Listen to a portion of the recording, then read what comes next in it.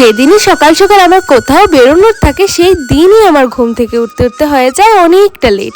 আর হবে বাই না কেন, আমার যেদিনই সকাল সকাল বেরোনোর থাকে রাতে তো একদমই ভালো করে ঘুম হয় না, সেজন্য সকাল সকাল লেট প্রত্যেক দিনই হয়ে যায়।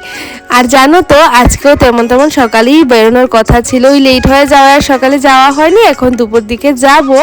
আর এখন হচ্ছে সকাল সকাল ঘুম থেকে উঠে এখানে হচ্ছে টিফিন বানিয়ে নিচ্ছিলাম, অনেকটা খিদেও লেগে গেছিলো। মা তো সকাল সকাল রুটি বানিয়ে নিয়েছে, আমি এখানে ডিম দিয়ে হচ্ছে একটা ব্রেকফাস্ট বানিয়ে নিচ্ছিলাম। বেশ ভালোই হয় জানো তো সমস্ত কিছু দিয়ে এটা বানিয়ে নিলে। আর আমার বিছানায় তো সকাল সকাল রোদ আসে, এখানে বসে বসে হচ্ছে সকালের খাবারটা খেয়ে নিলাম। তারপর স্নান টান করে চলে এসেছি, এখন হচ্ছে জামা কাপড়গুলোকে গুছিয়ে নেব। আমি আজকে যাবো, বাট জামা কাপড় কিছু গোছানো হয়নি। আর এই শীতের সময় জানো তো কোথাও গেলে সোয়েটার চাদর এসব দিয়েই পুরো এক ব্যাগ হয়ে যায়। তো এখানে জামা কাপড় গোছানো কমপ্লিট, এখন হচ্ছে বসে বসে এখানে ভাতটা খেয়ে নিচ্ছিলাম।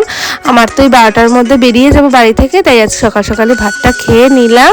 আর এইদিকে দেখো রেডিও হয়ে গেছি, আর এই তো এখন বেরিয়ে যাব। কোথায় যাচ্ছি বলতে, যাচ্ছি হচ্ছে আজকে আগরতলা, অনেকদিন পরেই যাচ্ছি, কাজটা শেষ হলো, এখন তো পৌষ মাস চলেই আসলো, তাই একটু বেরোচ্ছি আর কি, আর একটু ঘুরে আসি। আর আসার পর কিন্তু ঠাকুরকে এখান থেকে প্রণাম করে নিলাম, প্রণাম করে স্টেশনেও চলে এসেছি। আর ট্রেনটাও পুরো টাইম মতোই চলে এসছে। আর দেখো চলেও আসলাম হচ্ছে আগরতলা স্টেশনে, এখন প্রায় ওই সন্ধ্যা 5টা মতো বাজে, প্রায় সন্ধ্যা তো লেগেই গেছে। তো এই ছিল আমার আজকে একটা ছোট্ট মিনি ব্লগ। কেমন লাগলো ব্লগটা অবশ্যই কিন্তু তোমরা কমেন্টে জানিও, আর ভালো লাগলে অবশ্যই চ্যানেলটাকে লাইক করে দিও। টাটা বাই, দেখা হচ্ছে নেক্সট ব্লগ।